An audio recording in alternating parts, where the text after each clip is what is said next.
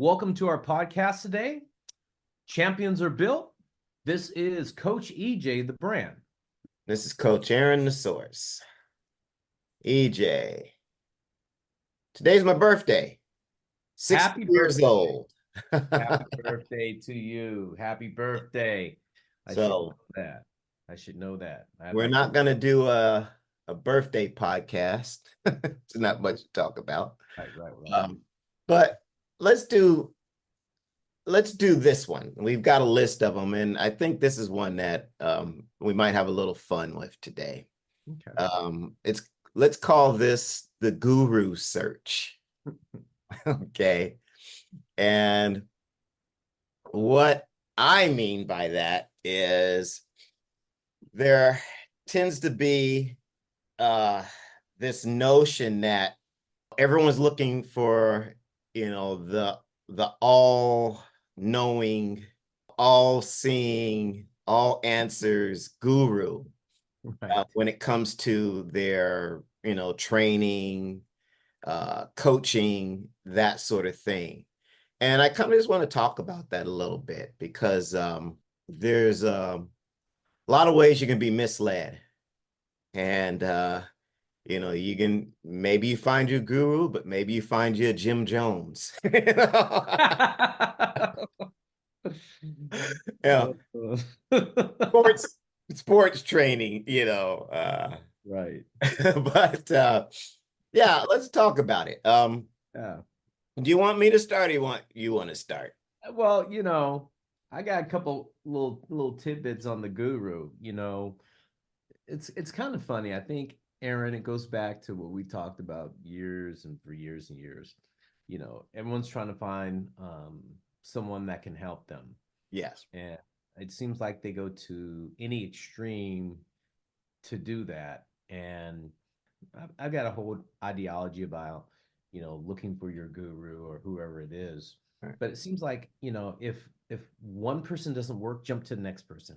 If that person doesn't work, jump to this person. Mm-hmm. And I think there's no R&D, about the guru.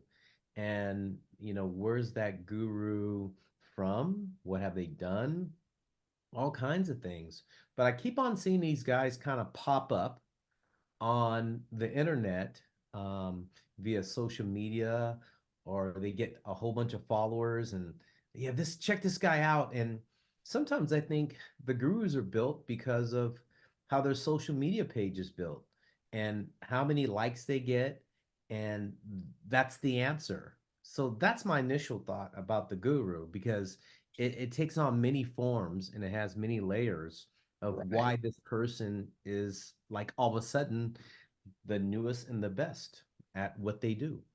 Yeah, I would completely agree with you. And I'm glad I let you start that off because you kind of put it in a nice, sane, palatable way to understand it. And, I have a saying, and there's a difference between popular and good.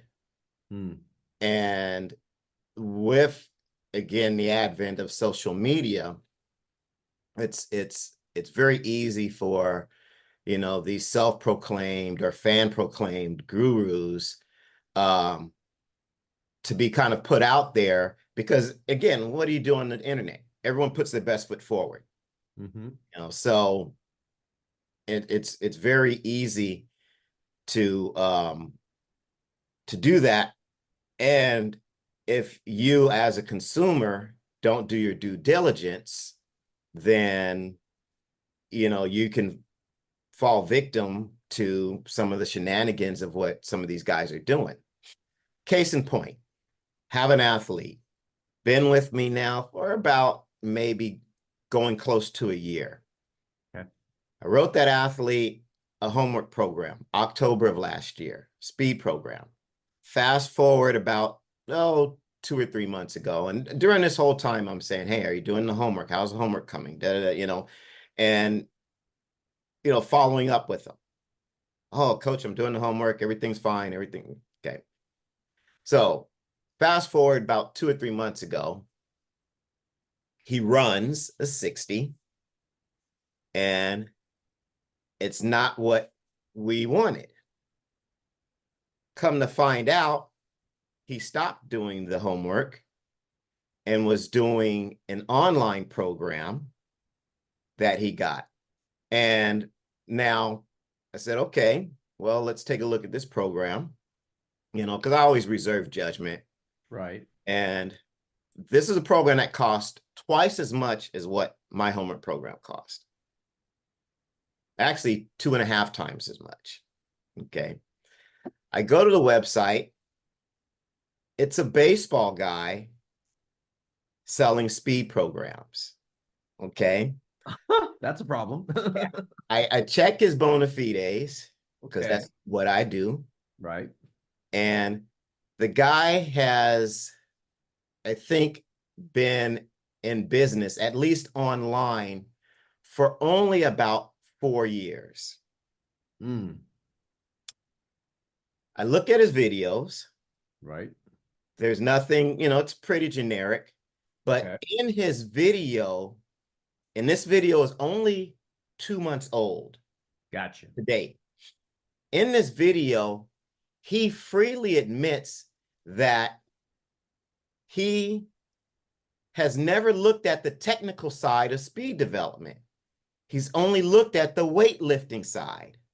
And he proceeds to say, well, so I went to LSU to talk to their strength and conditioning coach to get speed tips. Now, this is a guy who's selling speed training. He doesn't have any background in speed training. Right. He's I guess a former baseball coach, but again, when you look at the website, most guys don't tell you what their background is. They kind of just fluff over kind of what their experience is.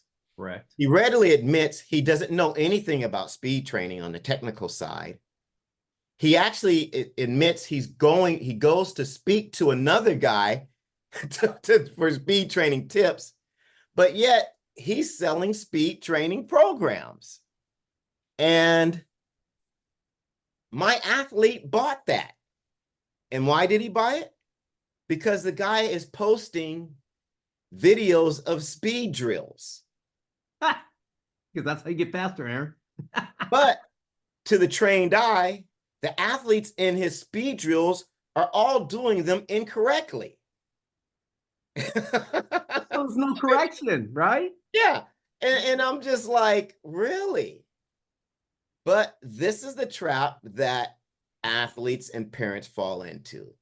Well, he's got a lot of views, he's got a lot of likes, but if you don't have the expertise to really or at least take the time to kind of dig into the bona fides of a so-called expert, then you probably deserve what you get.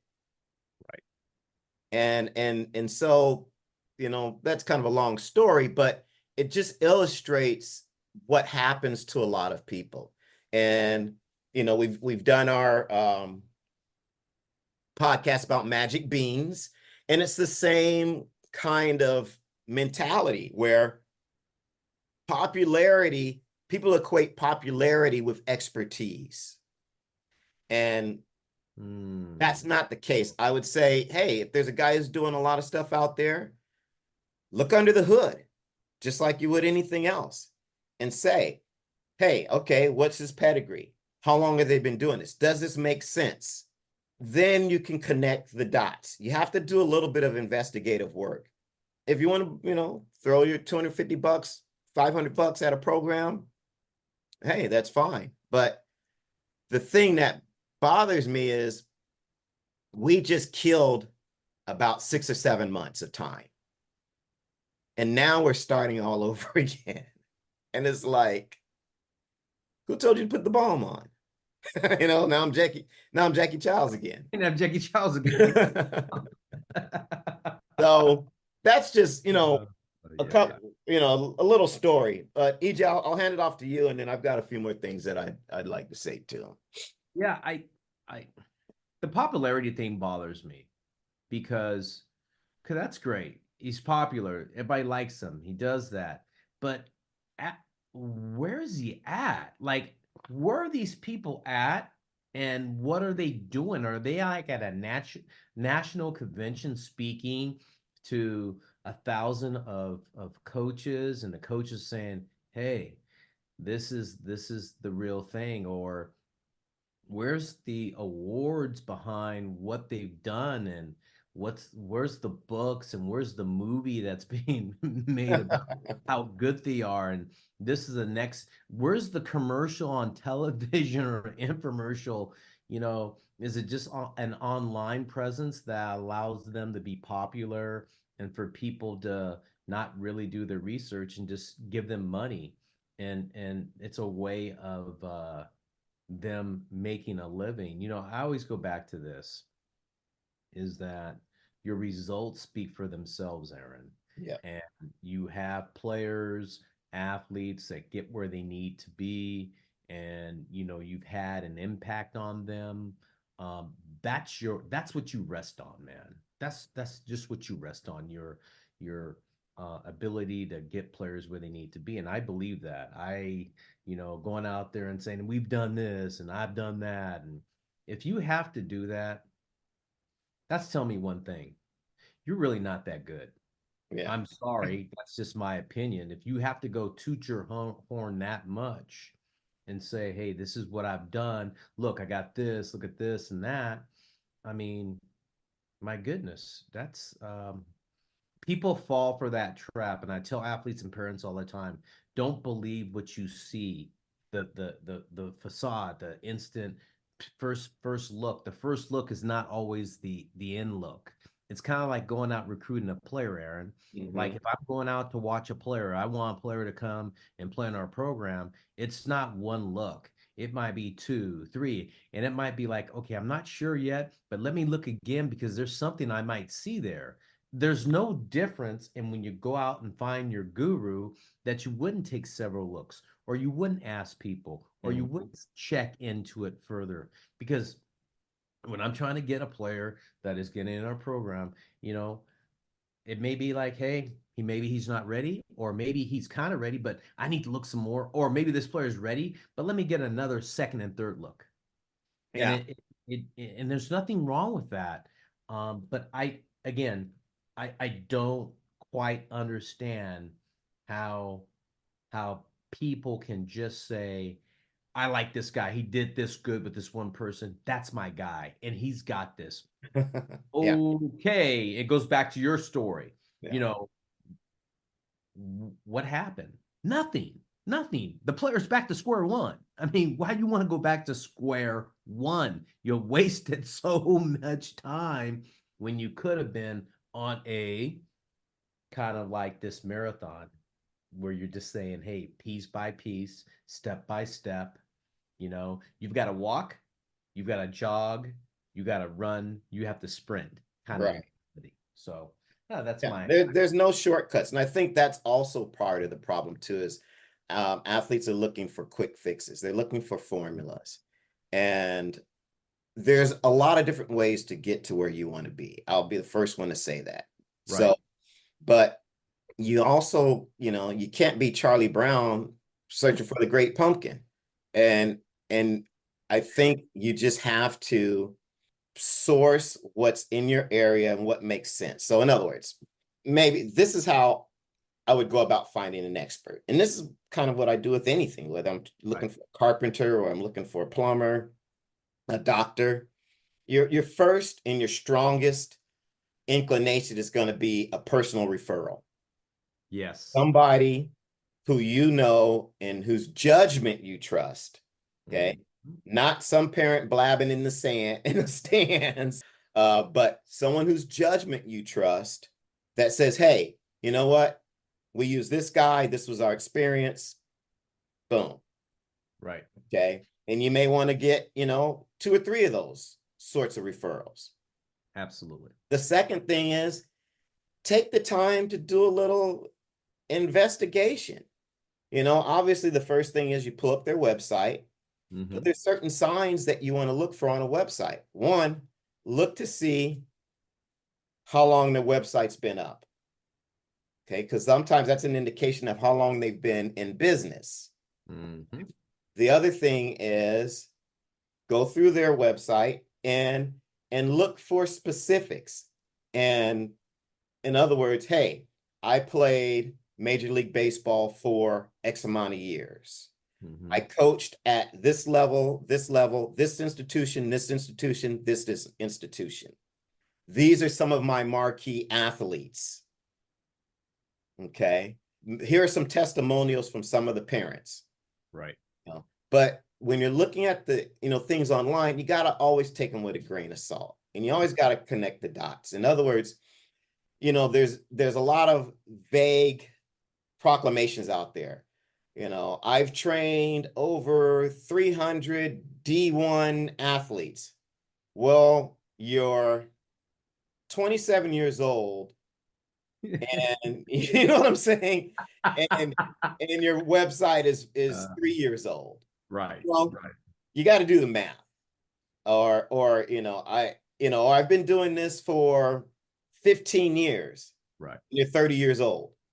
So sometimes these guys just telling themselves. So just by doing just kind of reading between the lines and looking at, hey, what are they saying? And is there a consistency with their bona fides, their proclamations of expertise, and does it match? If not, that might be a sign that, because again, people are putting their best foot forward and they're embellishing.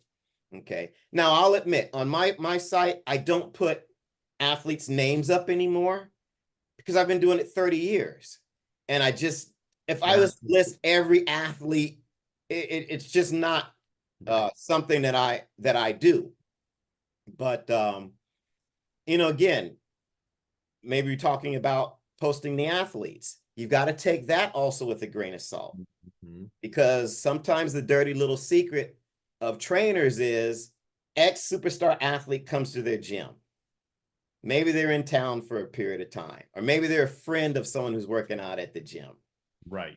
And they work out for a week. Maybe they work out for a day. Trainer takes a picture of them, posts it on the website. Hey, so-and-so, works out at my thing. So the truth is they probably may have been there a day, or maybe they just took a picture with them. And a lot of guys just do that. But the innuendo is, oh, Bryce Harper is working out at such and such. Do you see what I'm saying? Absolutely. And so sometimes just by kind of telling a little, there's a little grain of truth in something, doesn't necessarily make it factual, not in terms of what they're communicating and implying. Right. So you've also got to be careful. And again, if this is a guy who's maybe been in the business 3 or 4 years, it's got 5 years of experience, is Bryce Harper really going to this guy? Right. Bryce Harper's good earlier. You know what I'm saying? Absolutely. And so again, you've got to kind of parse some of this stuff. You got to be careful. And so that's what I'm saying. Right. But I'll hand it off to you, and then I've got some other things I also want to talk about. Yeah, Aaron, I think the thing that hits me in the heart sometimes is, people proclaiming that they're an expert at something, and I just wonder sometimes who gave him that credential to be the expert. Mm-hmm. I really find it hard that why do people invest funds into somebody or someone who proclaim they're an expert, but who gave them that? And, where did that come from? And that's why when you said this, and this really resonated with me, is open the hood. Yeah. Go find out, where those spark plugs are, where all that wiring went, and who did they really train or work with that's legitimate? Because if they worked with that person, wouldn't you think that that person would have gave them a testimonial on their website Yeah. and would have said, this person is this good? Right. hey, here we go. Instead of just posting a video, I worked with that person, Yeah. but there's no relationship. Yeah. Like, hey, listen, such and such is credible, and this is why. They helped me do this in my career, and I'll Right. tell you why they did it and how they did it. And this is what makes them special. And this is why you should train or work out or whatever you want to say with them. Right. That, Versus, I like so and so. He's the best. Bryce Hart. yeah. It's like, okay, really? Let the testimonial should tell a story. And when you see testimonials that tell a story, then you know it's factual. In most cases. Now, again, I guess with AI bots and all that nowadays, Oh, right. Anything could be said, right? right. But and also understand there are a lot of great coaches that you'll never hear of, Yes, and absolutely. doing a lot of good work with a lot of athletes that you'll never hear of. So Mhm. don't go star chasing your guru. Find a guy who gets good testimonials from everyday athletes, because your kid's not Bryce Harper, kid's not LeBron James. Maybe one day they will be, but they're not right now. And so, that comes another thing that comes to mind is, there's levels of degrees of expertise. Okay. And I define expertise as time in, knowledge, and results. Mm. Those are the things that you need to be able to look at when someone says they're an expert. Okay. Um, and so for a younger athlete, you may not need to find the guru and spend $150 a session. All you might need is a solid coach that has 4 or 5 years experience that can teach them the basics and meet them where they're at. Right. And so, understand what level of expertise you're engaging your athlete is at and what they need, and then find the appropriate coach for that. But there's no need for overkill. Um, so that would be one thing. And the other thing that I would say when looking at coaches or gurus, and this might be a little bit harder to do because again, people can kind of fudge their numbers, but you can kind of determine this by, years in, what's their sample size, of athletes that they've worked with. And you can kind of extrapolate that by, again, years of experience. And you got to be careful when people talk about years of experience, Right. because there's a lot of part-time work going on in this business. Mm. So Mm. there's a difference between doing this for 15 years as a side gig and doing this for 15 years as your full-time mode of making a living in employment. You're engaged in it a lot differently than kind of what I call shade tree coaching, you know. Shade tree. I love that.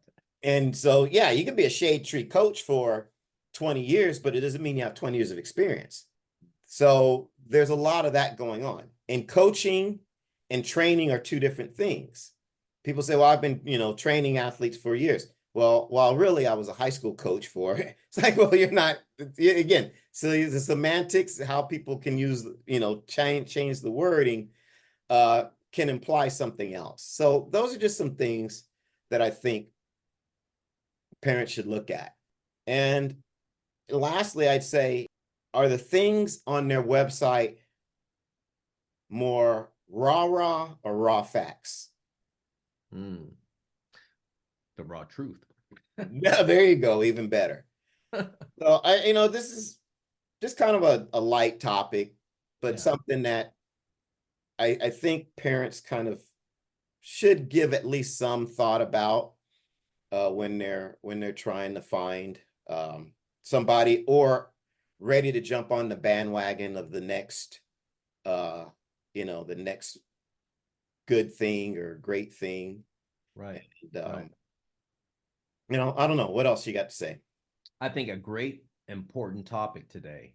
And it's, though you may classify it as light, I classify it as kind of really important to find the right person that can help get you in the right direction. And you broke it down in a very fundamental way. You said, you know, getting some fundamentals, meeting your athlete where they're at. So for me, Aaron, you know, hey, important because it can lay a foundation to where your athlete needs to go. So that's my final note on today, man. My final note. With that said, hey, look for your guru. This is Coach EJ, the brand. And I'll say, don't look for your guru. And remember those immortal words of Flavor Flav. Don't believe the hype. This is Aaron Thigpen, the source. We'll see you.